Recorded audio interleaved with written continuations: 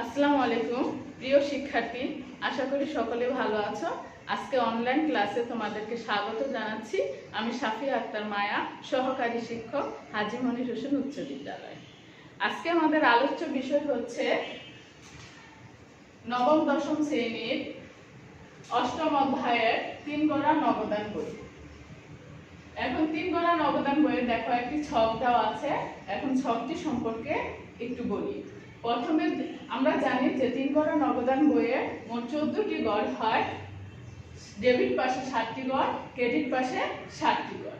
Debit পাশে প্রথমে থাকবে তারিখ, প্রাপ্তি সমূহ, বাউচার নং, খতিয়ান পৃষ্ঠা, নগদ টাকা, ব্যাংক টাকা, বার্তা টাকা।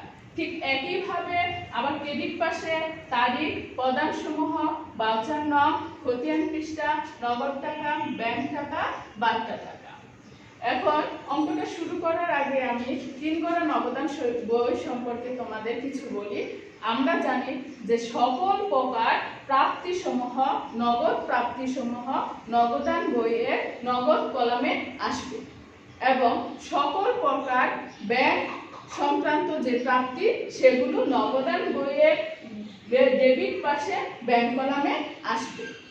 অপরদিকে নবদান বইয়ের সকল প্রকার নগদ প্রদান যেগুলো হবে সেগুলো নবদান বইয়ের ক্রেডিট পাশে নগদ কলামে যাবে এবং চেকের মাধ্যমে যে পরিশোধ করা হবে সেগুলো নগদান বইয়ের ক্রেডিট পাশে ব্যাংক কলামে যাবে। আর নগদান বইয়ে সব সময় নগদ ব্যালেন্স প্রকাশ করবে। নগদান সর্বদাই নগদ ব্যালেন্স প্রকাশ করবে, কারণ নগদ প্রাপ্তি থেকে নগদ প্রদান কখনোই বেশি হতে পারে না। তা আমরা এখন ৩ গড় বইয়ের ১১৩ পৃষ্ঠার একটি কাজ আছে, ৩ গড়া নবদান বই, সেই অঙ্কটি সমাধান করার চেষ্টা করব। চলো।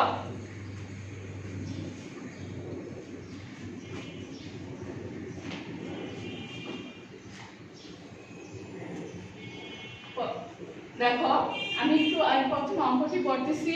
অর্ণব ট্রেডার্সের 2017 সালে জুলাই মাসে নিম্নলিখিত লেনদেন সমূহ ৩ গড়া নবদান বইতে লিপিবদ্ধ করো। জুলাই ১, নগদ তহবিল ৪,০০০ টাকা, ব্যাংক জমা ৫,০০০ টাকা। তাহলে আমরা আগে যে অঙ্কগুলো করছি সেগুলোতে দেখছি যে যখনই প্রারম্ভিক নগদ তহবিল প্রারম্ভিক,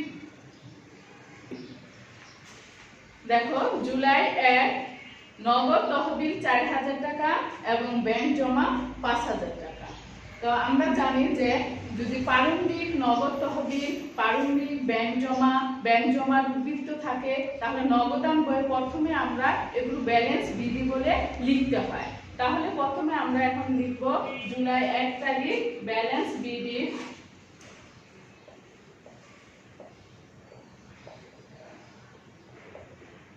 দেখো আমি কি জন্য ডেবিট পাশে নিলাম প্রথমে, কারণ হচ্ছে নগদ তহবিল, এটা আমরা জানি নগদ তহবিল ব্যাংক জমা এটা সম্পদ, যেহেতু সম্পদ সেহেতু এই কারণে এটা ডেবিট পাশে হবে। এখানে যদি ব্যাংক জমা বা ব্যাংক জমা না থেকে ব্যাংক জমা অতিরিক্ত থাকতো তাহলে আমরা ডেবিট পাশে না লিখে আমরা লিখতাম ক্রেডিট পাশে ব্যালেন্স বিধি বলে টাকাটা ব্যাংকের করে লিখতাম। এখন যেহেতু নগদ তহবিল এবং ব্যাংক জমা আছে তাহলে নগদ এবং ব্যাংক জমা দুটোই সম্পদ, সে কারণে আমি প্রথমে ডেবিট পাশে হাত দিলাম, ডেবিট পাশে লিখলাম ব্যালেন্স বিধি। তাহলে এখন নগদের টাকাটা আমরা লিখব নগদের গড়ে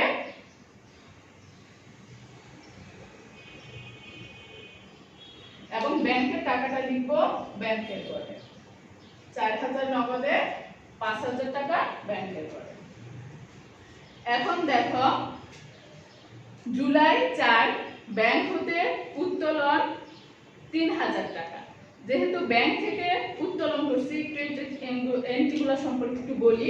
যদি ব্যাংক হতে ব্যবসার জন্য উত্তোলন, ব্যাংকে জমা দেওয়া হলো, যদি এই সকল এন্ট্রি থাকে তাহলে এগুলোকে কন্টা এন্ট্রি হয়। কন্টা এন্ট্রি মানে হচ্ছে বিপরীত দাখিলা। যেটা কিনা আমাদের দুই পাশে যাবে। যদি একটা এন্ট্রির মধ্যে নগদ এবং ব্যাংক কথা উল্লেখ থাকে তাহলে সেটা কোনটা এন্ট্রি হবে, সেটা ডেবিট পাশেও যাবে, ক্রেডিট পাশেও যাবে। তাহলে এখানে আমাদের বলছে ব্যাংক হতে উত্তোলন 3000 টাকা। যেহেতু আমরা ব্যাংক হতে উত্তোলন করছি, ব্যাংকের টাকাটা আমাদের কমে গেছে, নগদ টাকাটা আমাদের বাড়ছে, নগদ চলে আসছে। তাহলে নগদান হিসাব ডেবিট, ব্যাংক হিসাব ক্রেডিট। যেহেতু নগদান হিসাব ডেবিট, সেই কারণে আমি নগদ প্রথমে নগদের ঘরে লিখলাম টাকাটা 3000 টাকা। জুলাই 4 তারিখ, কিন্তু এটা কি করব, বিপরীত নাম বলে লিখব। নগদান টাকা লিখলাম, তাহলে এখানে কি লিখব, ব্যাংক হিসাব।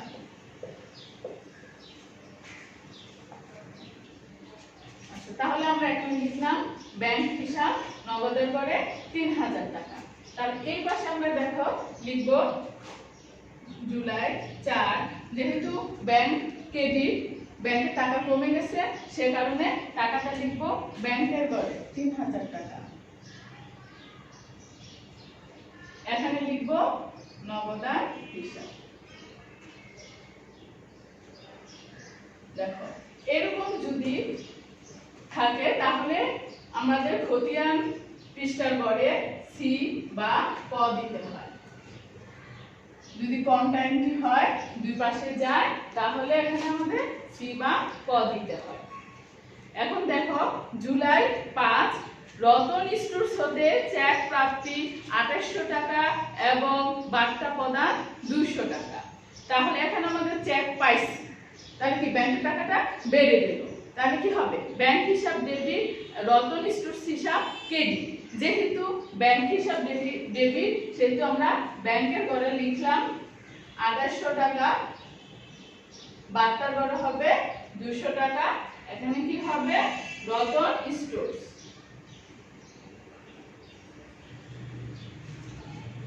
রতন স্টোর্স হিসাব।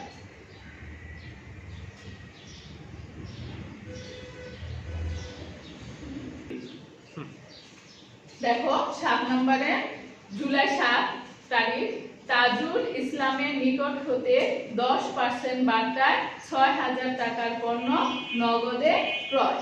যেহেতু আমরা নগদে ক্রয় করছি সে কারণে আমাদের ক্রয় হিসাব হবে ডেবিট এবং নগদান হিসাব হবে ক্রেডিট। যেহেতু কারণ ক্রয় করছি, আমাদের টাকাটা চলে গেছে, তো ক্রয় হিসাব কি হবে, ডেবিট, নগদান হিসাব ক্রেডিট। তাহলে এখানে বলছে 10% বার্তায়, তাহলে 10% যদি 6000 টাকার আমরা 10% করি তাহলে কত টাকা আসবে, 600 টাকা বাদ যাবে, আসবে 5400 টাকা। তাহলে আমরা লিখি ক্রেডিট পাশে ক্রয় হিসাব বলে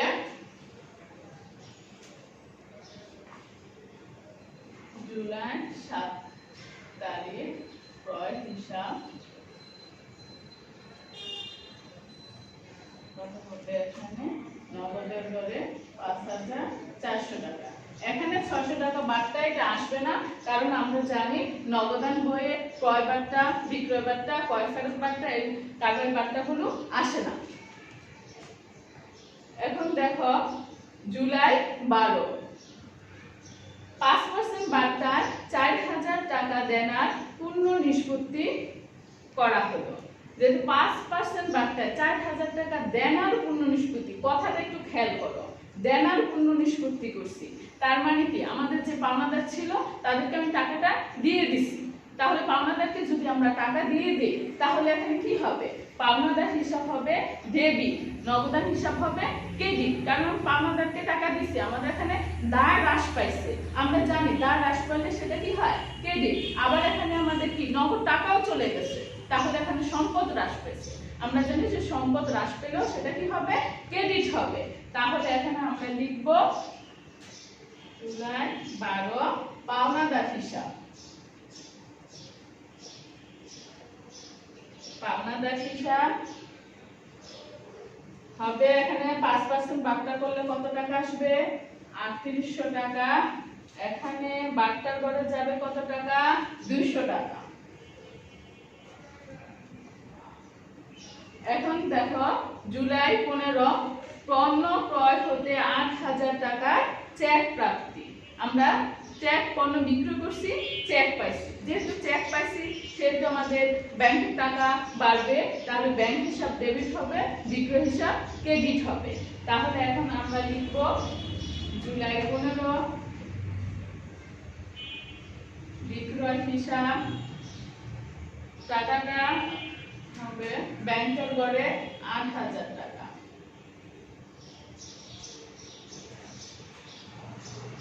জুলাই, এবার দেখো আমাদের 15 তারিখ এলো, এবার দেখো জুলাই মাসের 20 তারিখ। 20 তারিখে আছে 7,500 টাকা পাওনার পূর্ণ নিষ্পত্তিতে সেলিনার নিকট হতে 7,200 টাকা প্রাপ্তি। যেহেতু আমরা সেলিনার নিকট হতে 7,200 টাকা পাইছি, তাহলে এখানে আমাদের কি হবে? নগদান হিসাব ডেবিট, সেলিনা হিসাব ক্রেডিট। যেহেতু নগদান হিসাব ডেবিট, সে কারণে আমরা ডেবিট পাশে লিখব জুলাই 20 তারিখ সেলিনা হিসাব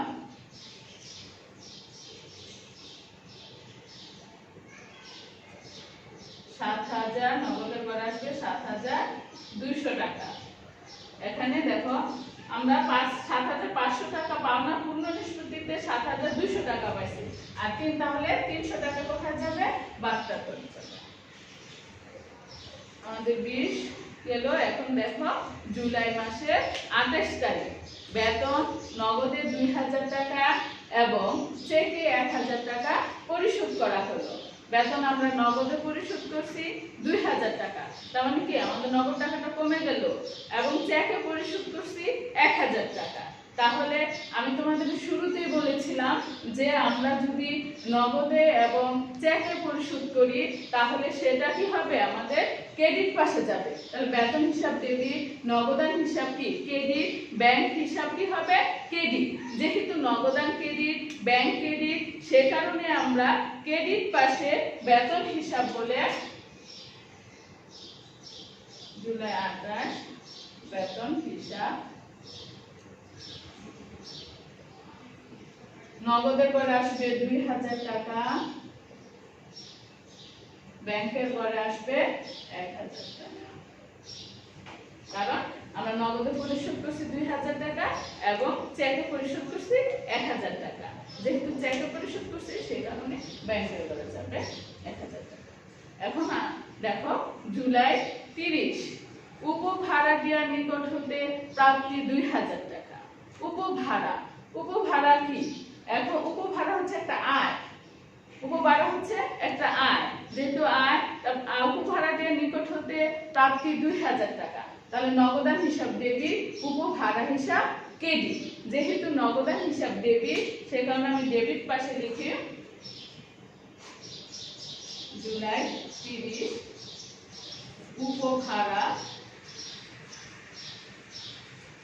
উপভাড়া হিসাব নগদের গড়ে হবে 2,000 টাকা। এগুলো এখন আমরা আসো যোগ বিয়োগ করি।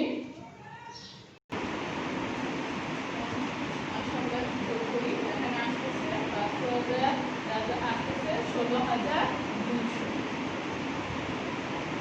এখন এইখানে আমরা লিখে ফেললাম 16,000। এখন দেখি আমরা এখানে বুঝতে পারতেছি যে ডেবিট পাশ বেশি, ক্রেডিট পাশে কম হবে, তাহলে লিখলাম দুই পাশে 16,200। এখন আমরা ব্যালেন্স বাকি করব।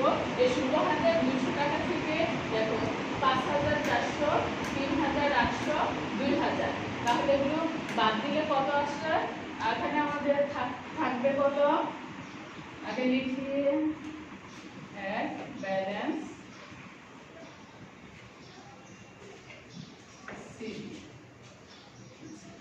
তাহলে এখানে আছে 16,200, 16,200 থেকে 5,400, 3,000 বাদ দিলে আসতেছে আমাদের 5,000 টাকা ব্যালেন্স শীট।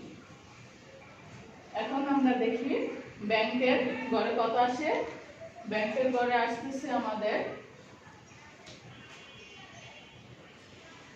8,000, 13,000, 14,000, 15,800। তাহলে এখানেও আমরা লিখে ফেললাম 15,800। 15,800 টাকা থেকে যদি আমরা 4,000 বাদ দিই তাহলে এখন আমাদের কত থাকতেছে? বাদ দিলে 11,800। আর যেহেতু বাচ্চার টাকাটা কোনো ব্যালেন্স হয় না সেটা আমি লিখে ফেললাম 500 আর লিখলাম 200। এখন দেখো এই ব্যালেন্স যে সিডি বাহির করলাম জুলাই মাসের 31 তারিখে ব্যালেন্স সিডি 5,000 11,800। এই ব্যালেন্স সিডিটা পরবর্তী মাসের 1 তারিখে ব্যালেন্স বিডি বলে আসবে। তাহলে এখানে আমাদের আসবে আগস্ট 1 ব্যালেন্স বিডি আসবে কত? 5,000, আসবে কত? 11,800। 3। আশা করি সকলে অঙ্কটি বুঝতে পেরেছো। কারো যদি কোনো সমস্যা থাকে তাহলে সে কমেন্টস করবে, সেই সমস্যাটি পরবর্তী ক্লাসে সমাধান করে নতুন কোনো অধ্যায় নিয়ে আলোচনা করব। সে পর্যন্ত সকলে ভালো থাকো, সুস্থ থাকো, নিরাপদ থাকো। আল্লাহ হাফেজ।